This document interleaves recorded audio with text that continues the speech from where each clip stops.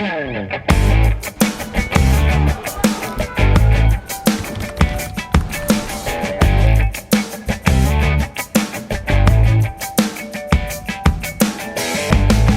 programa de hoje, vamos conversar com o professor do Departamento de Engenharia de Produção e Mecatrônica da Universidade de Brasília, o professor Sanderson Barbalho. Com ele, vamos falar sobre o papel da inovação nas universidades brasileiras.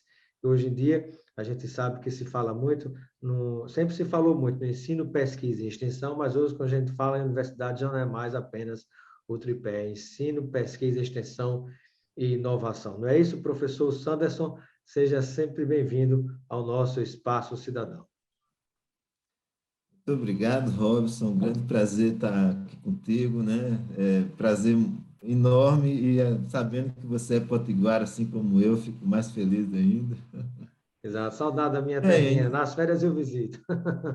exatamente. Bem, inovação é um tema do momento no Brasil, né? Se fala muito em inovação.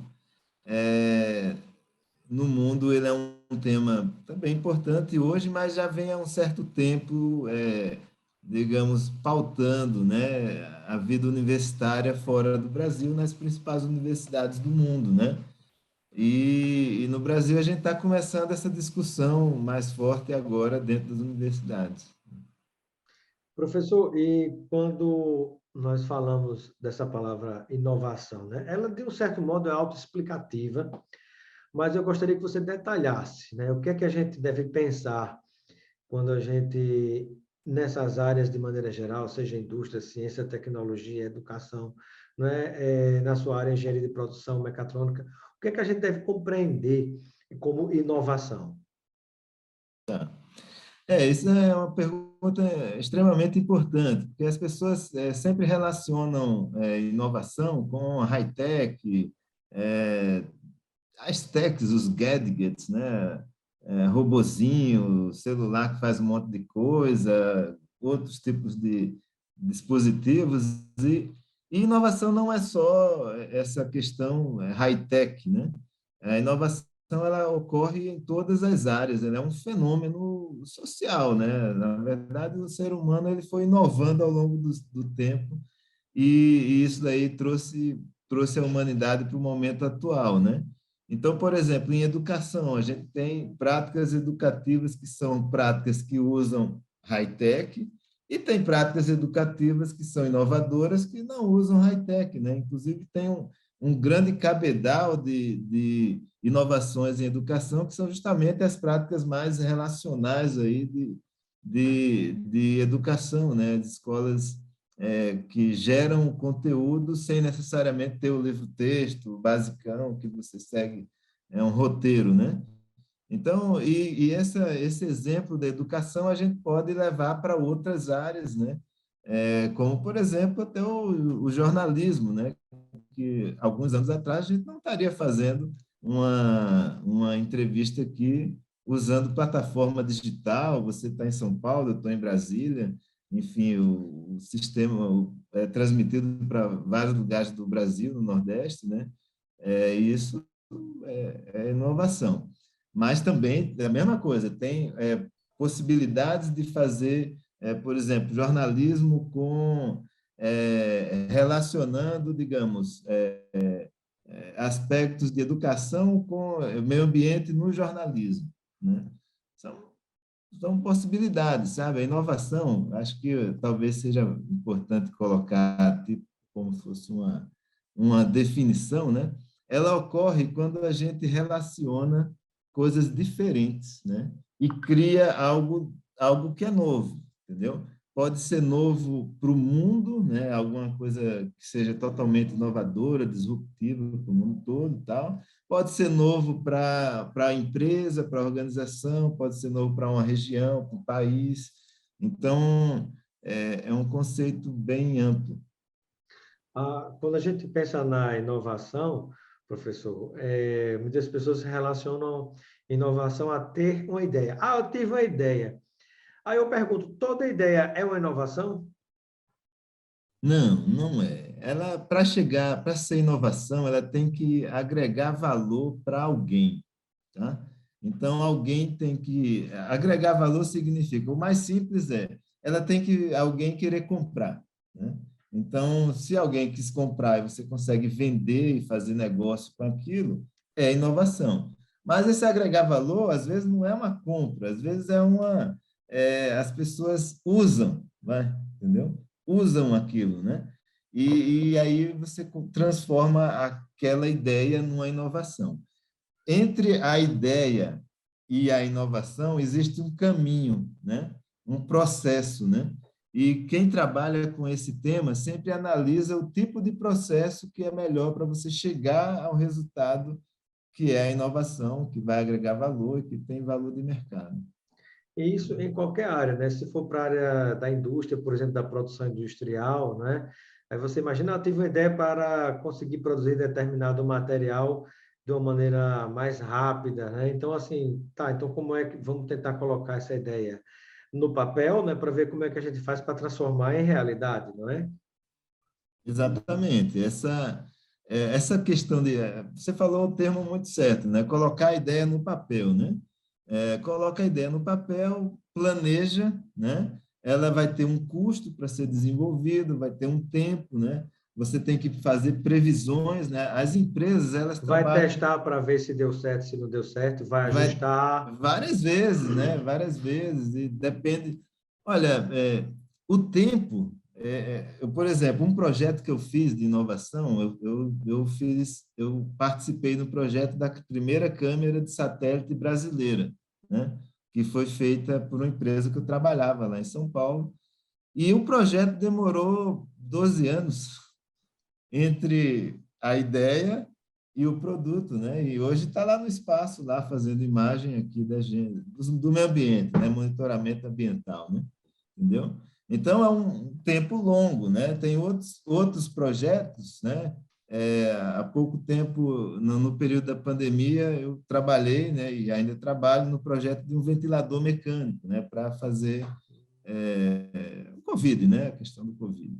Então, a gente começou em agosto de 2020 e estamos aí com o produto, um protótipo, né? Então, 2 anos é um tempo menor, né? Se eu for fazer, por exemplo, um novo tipo de caneta, digamos que a BIC queira fazer um tipo de caneta diferente com uma tinta especial. Ela vai demorar bem menos tempo, porque ela já faz isso há muito tempo, né? Então, vai ser um projetinho de 2 meses, 3 meses, ela vai conseguir chegar no Às vezes mercado. você parte do zero, né, para reformular uma ideia, um projeto, e às vezes você vai criando adaptações ao longo do tempo, que nesse caso seria mais rápido, né?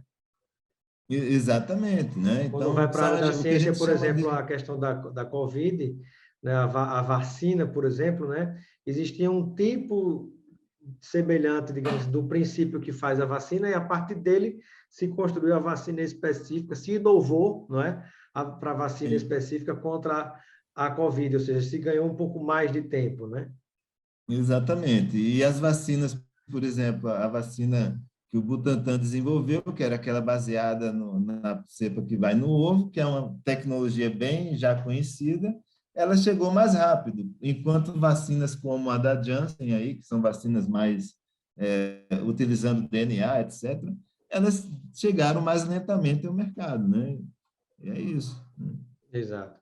Professor, e quando a gente fala sobre essa questão da inovação, né, e o papel que a inovação tem nas universidades brasileiras, né, qual é o potencial que nós temos, né, para que isso se torne uma realidade em todas as áreas de conhecimento das universidades brasileiras? Tá. Olha, o potencial, eu não consigo mensurar o potencial, é muito elevado, sabe? Eu fiz uma Sobretudo o brasileiro visita, que é tão criativo, né? exatamente, né? Tem até aquela brincadeira, né? Agora a NASA vem, né? Um dia desse eu vi o cara pegou um Ford Ka e fez um helicóptero usando o Ford Ka dele, né? Agora a NASA vem ver como o brasileiro consegue fazer as coisas, É né? fantástico. Mas, assim, eu tive, por exemplo, numa incubadora onde a Google foi incubada, lá nos Estados Unidos.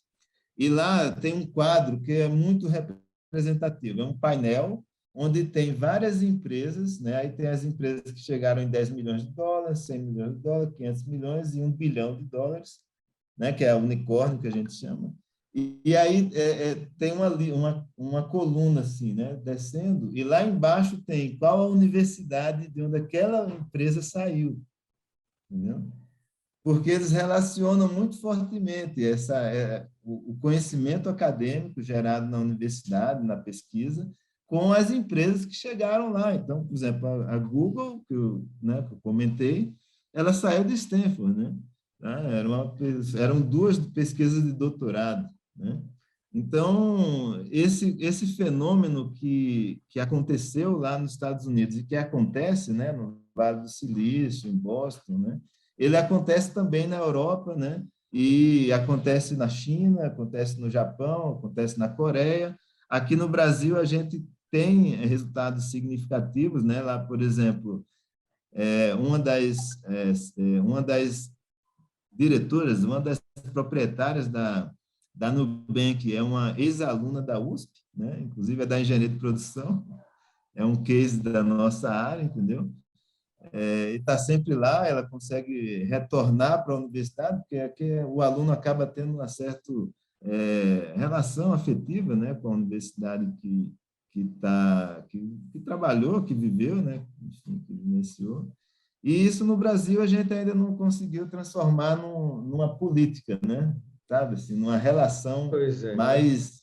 Ciência, tecnologia e inovação deveria ser, inclusive, política de Estado e não de governo, né? Ver os momentos que a gente tem passado hoje no Brasil, com a sequência tão forte de cortes na educação, né? E aumento Sim, aí em educação é investimento, mas você imagina do outro lado havendo aumento de gasto com as Forças Armadas, né? Por pouco o orçamento das Forças Armadas não ultrapassar a educação do Brasil no atual governo Bolsonaro. É algo realmente lamentável. E país nenhum do mundo vai para qualquer lugar ou consegue crescer sem investimento maciço em ciência, tecnologia e inovação, né, professor? exatamente, exatamente. É uma pena, é uma contramão, assim, sabe? Assim, eu que sou da área de tecnologia, que mexo com isso aí, eu vejo como que a gente fica em debates que não levam a nada, digamos assim, entendeu? E que o dia a dia da tecnologia que está mudando tudo, tá? A gente está perdendo o passo, a gente está continuando sendo consumidor. Por que que essa plataforma aqui é a Zoom? Ou por que a gente vai usar o Teams? Por que a gente vai usar o Meets da Google? Por que que não tem uma plataforma brasileira? Brasileiro, Tá? exatamente. Sabe? E essas coisas têm que virar notícia, tem que virar discussão no dia a dia. Por que que a gente fica no Twitter? Quais são suas redes? Facebook, Twitter, Instagram. Cadê a rede brasileira? Porque isso é discutido lá na Europa. Quando tive lá a última vez, foi antes da pandemia, estava uma discussão forte sobre restrições à Google, entendeu? Porque o pessoal leva os dados, etc., e os E europeus, né, outra, que né? não têm Assim essas como a empresas. energia, né? Energia, o petróleo, gás é estratégico para um país, é uma questão de soberania nacional, a comunicação também, né? E essas empresas, elas são tecnologias de informação e comunicação.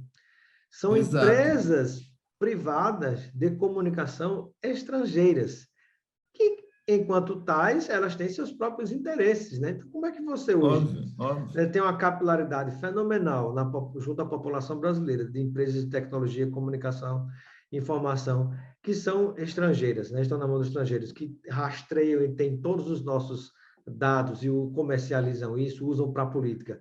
Né? Isso é um absurdo, realmente. Né? A gente É não um tem nenhum tipo absurdo. de... E sem Robson, eu controle nenhum, tive... né? Sem legislação que regule É, nada disso. Né? não encontrou, né? Robson, eu tive na China em 2018 e quando a gente entra lá, o Google não funciona mais, Facebook não funciona mais, o WhatsApp não funciona mais, a Amazon não funciona mais. Aí você diz, e não tem? Tem. Tem, próprio deles, Aí né? eles têm o Baidu, que faz o que a Amazon faz, eles têm o Alibaba, que faz o que a Amazon faz, eles têm o WeChat, que é da Tencent, que faz o que o Facebook faz, E faz mais, entendeu? Por exemplo, lá na China, é muito difícil você ir, lá em Pequim, né? Eu estive em Pequim, é muito difícil você ir num barzinho e pagar em dinheiro. Eles pagam com celular. Na época, em 2018, antes da pandemia, pagavam com celular usando a rede social deles. É tipo o Facebook deles, eles conseguiam fazer o pagamento usando, entendeu? Então, o pessoal, você ia pagar em dinheiro e ia dizer, não, mas você quer troco? Não tenho como te dar troco, entendeu? Né? Porque eles pagavam tudo digital. Então, assim, isso é uma questão estratégica, porque lá na China, por exemplo, eles têm 1,4 bilhão de consumidores, não é só de pessoas. Para o mundo empresarial, é consumidor que ele está vendo, entendeu? Então, por que eu vou dar os meus 1,4 bilhão de consumidores de graça, de bandeja, para uma empresa que vai gerar um emprego lá no... É isso que eles pensam, não é uma questão assim, porque eles são comunistas e o outro é capitalista e eles brigam. Cara, não é isso. Chinês é impressionante, eles querem ganhar dinheiro, querem muito ganhar dinheiro. Eu tive lá no centro Se não me falha a empresarial. memória, a frase do Xi Jinping deixou muito claro isso, quando ele falou assim: não importa a cor do rato, não, do gato, o importante é que ele casse o rato, né? Ele Exatamente, deu esse recado muito forte. Não importa a cor do gato, o importante é que ele casse o rato. Então, o pessoal está preocupado em exatamente. crescer, né? Não tem essa, né? Como muita gente fica Eles querem fazendo ganhar dinheiro, rapaz. É fantasma. impressionante, assim, o pessoal lá, assim, levou a gente numas empresas incubadas, né, que era o objetivo lá, e a meninada queria saber, eu quero ver como que eu vendo no Brasil, como que eu faço para entrar no mercado. Porque o mercado do Brasil é um mercado grande, né, 210 milhões de habitantes aí, é muito relevante, entendeu? Sem dúvida. Professor, então falamos do potencial, me parece que falamos aqui de algumas dificuldades em relação ao próprio papel da inovação nas universidades brasileiras. Sobre esse tópico de dificuldade, você gostaria de destacar algo mais?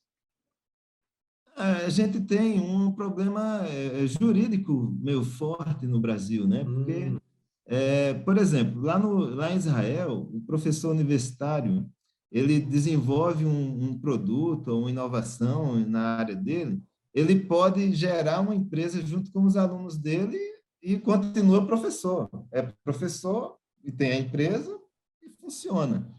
Aqui no Brasil, não. O professor, ele não pode fazer empresa. Se ele fizer empresa, os colegas dele vão dizer que ele está querendo usar a universidade para ganhar dinheiro. E ninguém observa que aquilo está gerando emprego também, e que gerar emprego é uma função da gente, né? Porque a gente, inclusive, fala, quem é da área de inovação, a gente tem uma coisinha, o professor, né, na universidade, ele usa o dinheiro do contribuinte para gerar conhecimento, né? Mas ele pode também usar o conhecimento para gerar mais dinheiro e girar a economia.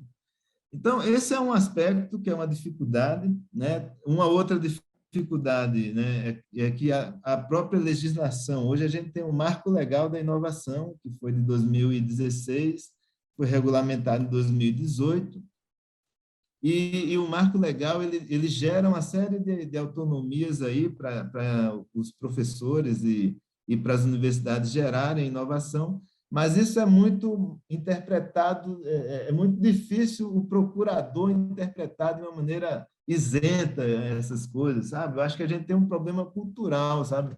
Não tem uma cultura de inovação forte, entendeu? Sabe? E a gente perde muito com isso, né? Se você pegar nas universidades em geral, né, as melhores, né, as públicas e as privadas que fazem pesquisa, né, elas geram muita coisa que pode virar negócio, mas isso não acontece, né? Ou acontece num grau muito reduzido, entendeu? exato. E é E interessante porque, desculpa, pode pode falar, falar, que eu professor, sou diga. professor e É professor gosta de interessante, falar. pode concluir, professor. Não, é interessante que uma vez eu tive no MCTI aqui, em Brasília, e um técnico de lá estava dizendo, Ministério da olha, eu Ciência estou e impressionado. Tecnologia Exato, o Ministério de Ciência e Tecnologia, e aqui Inovação. em Brasília, e um técnico, né, falou assim, nossa, a gente tem tanto recurso para inovação e a gente não tem projeto.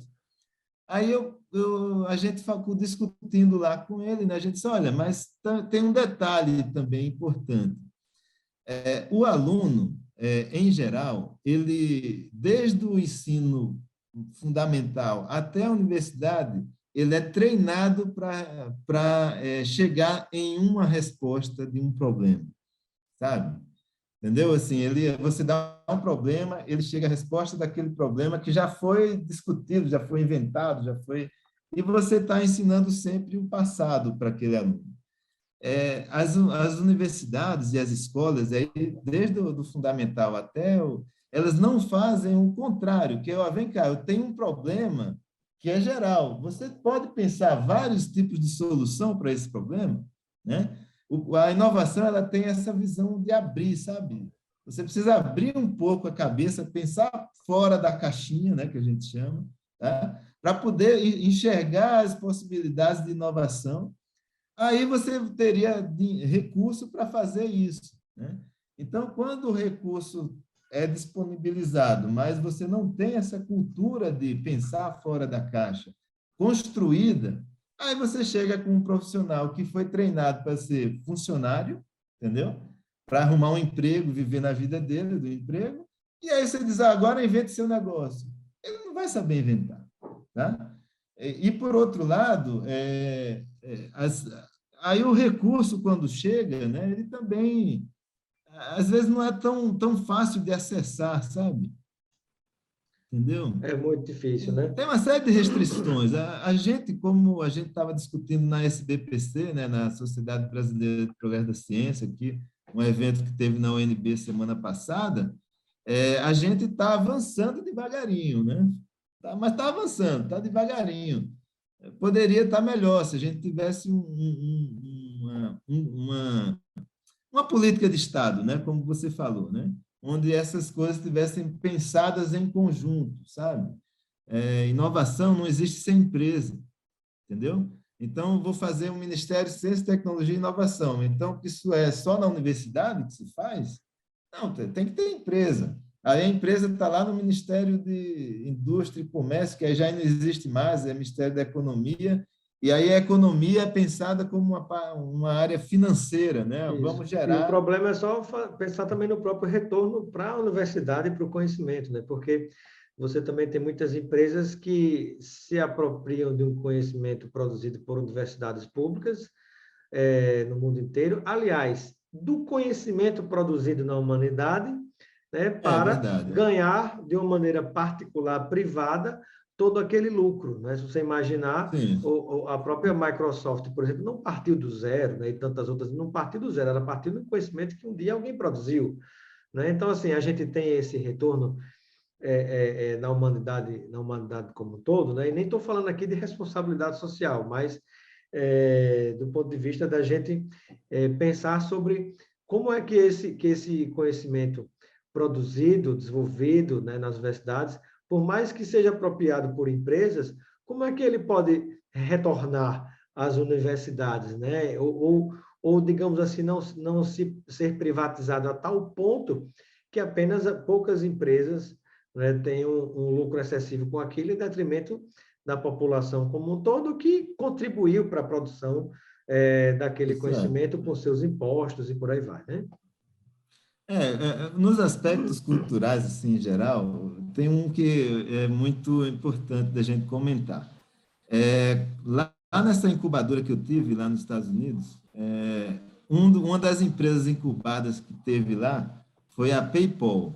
A PayPal foi a primeira empresa do Elon Musk, tá? E o Elon Musk, ele era uma figurinha carimbada. Tinha dia que ele ia lá na incubadora para dar mentoria para os alunos, né, os novos startups que estavam lá. E isso acontece não só nas universidades, no caso dos Estados Unidos lá, e no caso da China também, que eu tive lá e vi que também ocorre, esses grandes empresários que saíram dessas incubadoras e das universidades, eles acabam bancando as universidades. Eles voltam, por exemplo, teve uma universidade que eu visitei em Los Angeles, chama a USC, né? é University of Southern California. Rapaz, assim, na entrada de uma das áreas lá, que é a parte de cinema, eles têm um curso de cinema muito importante. E na entrada tem um prédio que foi doado pelo Spielberg, tá? E outro prédio que foi doado pelo Guerra nas Estrelas, lá. Como é que é o nome dele?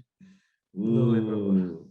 É, entendeu? Então, assim, esses caras, porque lá nos Estados Unidos existe uma prática muito grande de doações, né? De fazer de filantropia, né? Que surgiu, que tem um histórico que surgiu também, não foi do nada, surgiu de grandes empresários que tinham problemas trabalhistas nas suas empresas e que tentaram fazer da filantropia uma forma de reverter um pouco essa visão dos problemas trabalhistas.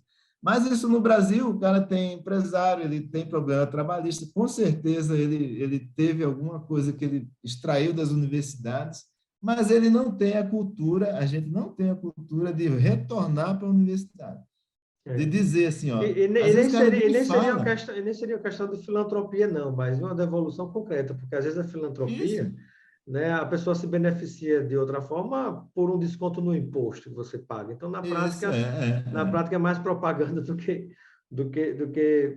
filantropia. Mas você imagine, professor, por exemplo, algumas situações onde se produz ou se cria algo com conhecimento da universidade e depois a turma não tá nem aí, não está preocupada. Você imagine o que foi a produção, por exemplo, do próprio da tecnologia, desenvolvimento da tecnologia para pegar petróleo lá no pré-sal e depois o país vende algo que é tão estratégico para o próprio Brasil e vende não só os poços de petróleo, mas a riqueza que foi a tecnologia produzida, né, o conhecimento produzido. Isso aqui é o grande crime que eu acho que a gente tem É que um ter crime, isso aí é um cuidado no crime. Aí país, eu né? fiz. Como os aviões É, produzidos pela Embraer, ciência e tecnologia nossa, brasileira, aí você começa a vender, né? E colocar a empresa em situações complicadíssimas, mesmo diante de todo o potencial que nós temos, né? Isso realmente é absolutamente lamentável, né? sim, sim. Não, é esse lado aí, assim, é porque é o seguinte, o que eu queria deixar também, uma coisa que é importante é assim, a gente defender nosso país, sabe? Porque tudo bem, o Elon Musk, ele é um cara lá de Israel, que foi lá para os Estados Unidos, e aí ele ganhou, ficou rico lá. Mas tem um cara, olha só, tem um caso que eu conheço, que eu visitei eu visitei em Seattle, a fábrica da Boeing, né? E um caso que eu li lá, eu li no histórico do Museu da Boeing, o sujeito ele vendeu uma fazenda que ele tinha para que a Boeing fizesse a expansão da fábrica lá em Seattle por $1. $1. Cara, ele fez isso para que a Boeing não saísse de Seattle, porque eles iam sair, que é uma região muito longe na época, início do século passado, era era muito difícil chegar lá, né? Então, e tem muitos casos desses lá nos Estados Unidos, na China tem, entendeu? Também, e em outros países também, né? Digamos, você vestir a camisa do país, entendeu? Sabe? Então, quando a pessoa ela vende o que é o patrimônio da nação, né? De todos da nação, sei lá por quanto e sei lá como, entendeu? Esse sentimento de nacionalidade, né, de pertencimento, ele não existe, entendeu? Então, um país como esses que eu estou falando, a gente fica, olha, eles são o primeiro país do mundo, não sei o quê, eles são desenvolvidos, mas eles têm um sentimento, rapaz, é impressionante, assim, de construção da nação, sabe? Sem dúvida. Entendeu? Professor, É. e quando a gente pensa também nesse tema da nossa entrevista, né, que é o papel da inovação nas universidades brasileiras, falamos aqui de potencial, dificuldades, e com relação a resultados, apesar de tudo isso que nós falamos, o que é que você pode compartilhar conosco? Então, eu acho que já existem resultados bem significativos, né? Eu vou dar um exemplo, o pão de queijo nosso de cada dia, ele foi desenvolvido dentro da universidade, né? Porque o pão de queijo já existe há muito tempo, né? Mas fazer o pão de queijo, você conseguir congelar o pão de queijo e vender ele no supermercado, foi a universidade que desenvolveu junto com a empresa, né? Então, e como você falou, por exemplo, a própria Embraer é um resultado significativo do esforço do Brasil, né, como nação, como país, e vários governos que passaram para desenvolver o ITA, né, o CTA, e, e isso daí, o ITA, né, que é o Instituto Tecnológico da Aeronáutica, que é uma universidade federal, né, tá? E que gerou a Embraer, né? Por exemplo, eu morei em São Carlos, aí no interior de São Paulo, muitos anos, né? O conjunto de empresas que tem ali naquela região de São Carlos, Araraquara, Ribeirão Preto, que saíram das universidades, olha, é um número muito grande, não é assim um número pequeno, sabe? Não é 2, 3, 4, 5, 10 ou 50, é muito mais do que 100, entendeu? Então, assim, esses casos, um grande problema, né, retomando um pouco o ponto anterior, é que eles não são divulgados, entendeu? Sabe? Isso não se sabe, né? Aqui na UNB, por exemplo, tem uma empresa que foi gerada num laboratório da UNB, na área de engenharia química, que ela conseguiu diminuir o tempo de fazer análise de combustível, que era de uma semana, eles diminuíram para 30 minutos. É uma empresa que saiu daqui da UNB, entendeu? Isso não é divulgado, as pessoas não ficam sabendo, não vira notícia, né? Então, a gente tem a questão importante aí de divulgação, né? Sem dúvida. Problemas de divulgação também. Uma pergunta, professor. Por onde o senhor acredita que passa a solução de um problema que é gerado pela inovação, que é algo positivo, a inovação, mas assim há um problema do desemprego. À medida que o tempo passa, há muitas formas de emprego e postos de trabalho que vão desaparecendo com a inovação, sobretudo tecnológica, principalmente, mas há outros que vão surgindo, só que isso acontece numa velocidade que aqueles que tinham outras oportunidades de emprego não conseguem, por mais que tentem, numa velocidade tão grande, se requalificar para se inserir em outras formas de trabalho, até porque existem também outros tipos de perfis de trabalhadores. Então, o que é que a inovação pode dizer em relação à tentativa de reocupar postos perdidos de emprego? Tá. Então, essa é uma questão bem relevante, né? Assim, crítica, né? Porque a gente está vivendo a quarta revolução industrial, né? Revolução 4.0, E indústria 4.0. E em todas as revoluções industriais houve um início onde houve perda de emprego, né? Mas houve um momento onde esse emprego foi recuperado em outras áreas, né? Então, vou dar um exemplo, né? Quando o Ford, na segunda Revolução Industrial, inventou o carro, né? O carro que a gente vê hoje na rua, né? O pessoal usava carruagem, né? E existia toda uma rede de fornecedores, né? Que eram os locais onde eram criados os cavalos, né? Os locais onde eram fabricadas as carruagens, né? Com tecido, né? Aquelas rodas de ferro, entendeu? Essas empresas que fabricavam as carruagens e os criadores de cavalo, e existia todo um serviço urbano, inclusive, que era para a coleta dos excrementos dos cavalos nas cidades, né?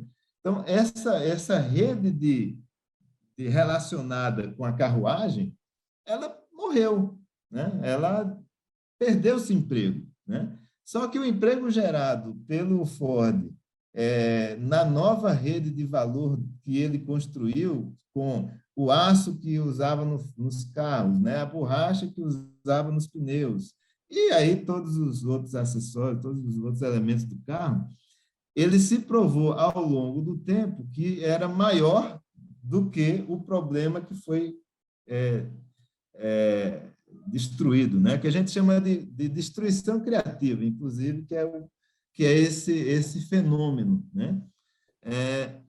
O que está sendo muito discutido hoje, Robson, é se essa nova revolução industrial ela vai ter essa capacidade de gerar esse emprego, né? Pelo problema da velocidade, inclusive, né? Exatamente. E de E o estar se problema criando coisas tão geracional, diferentes. né? Geração Porque aí também. uma pessoa que está acostumada, que não tem um costume digital, será que ela vai conseguir se transformar em um profissional digital, né? Então, é muito provável que a gente precise ter política pública para esse momento, sabe? Política de renda mínima, sabe? Eu acho que nós estamos passando por um momento onde tem um impacto geracional, entendeu? Assim, existem pessoas que vão ter dificuldade de se encaixar num novo momento. E esse daí não é um problema da inovação. Esse daí é um problema da falta de planejamento para a inovação. Porque a Exatamente. inovação, a gente só tem duas opções de posicionamento em relação a ela. A gente tem a primeira, que é fazer a inovação, sabe? Que é assim, a gente conseguir planejar como país mesmo e dizer, olha, a gente precisa fazer tal coisa, sabe? E aí naquilo nós vamos gerar emprego, nós vamos gerar renda, nós vamos gerar novas tecnologias, novas empresas, pesquisa, desenvolvimento, enfim. Ou a gente vai estar no segundo elemento da possibilidade, que é a inovação vai fazer a gente. Ela vai vir, cara. Ela vai vir, ela vai tratorar, entendeu? E não tem o que a gente fazer. A gente não pode fechar o país, entendeu? Ah, vamos fechar o Brasil, não vai ter nada de novo aqui. Não pode, a gente não consegue fazer isso, né? Não Então a fechar, gente agora usar também toda a criatividade da inovação para pensar como essa inovação pode ser inclusiva, né? Sobretudo daqueles que vão, digamos assim, perdendo os seus espaços, né? Inovação com responsabilidade. sim. Perfeito. É isso, tem que ter um planejamento nisso aí, sabe? Eu não vejo Políticas públicas de governo e de Estado necessário também, é, né, professor? não vejo um laissez-faire, sabe, Robson? Assim, eu não acredito que o mercado ele resolva, sabe? Porque assim, o mercado, as empresas, elas querem ganhar dinheiro, entendeu? Sabe?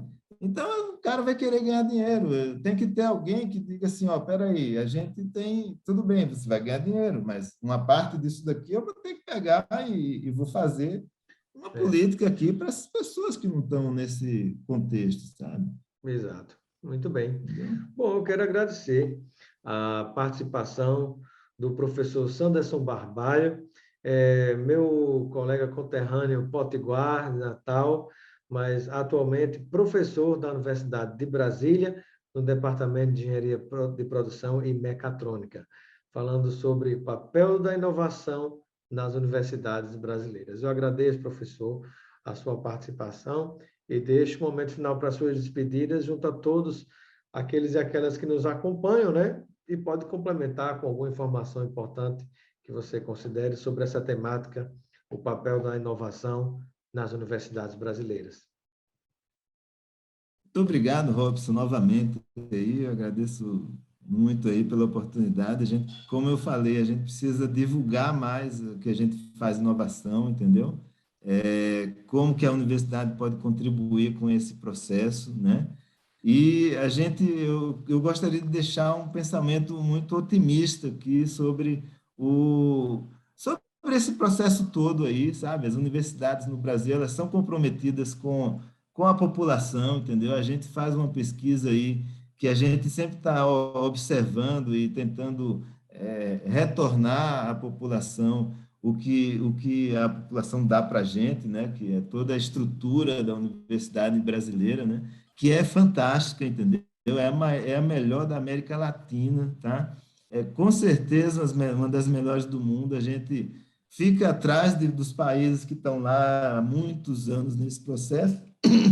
Tem universidades que têm 500 anos, cara. Então, a gente não tem como comparar um pouco a maturidade disso daí, mas a gente é muito comprometido com a população, entendeu? A maioria dos professores, né? E a gente, na engenharia, especialmente nas áreas tecnológicas, a gente está fazendo pesquisa que pode virar novos empregos, né? E estamos com esse compromisso aí, vamos para frente, né? Tá? Perfeito. E acho que eu sou muito otimista com o processo. Obrigado, professor. Obrigado, Robson. Um abraço. Um abraço.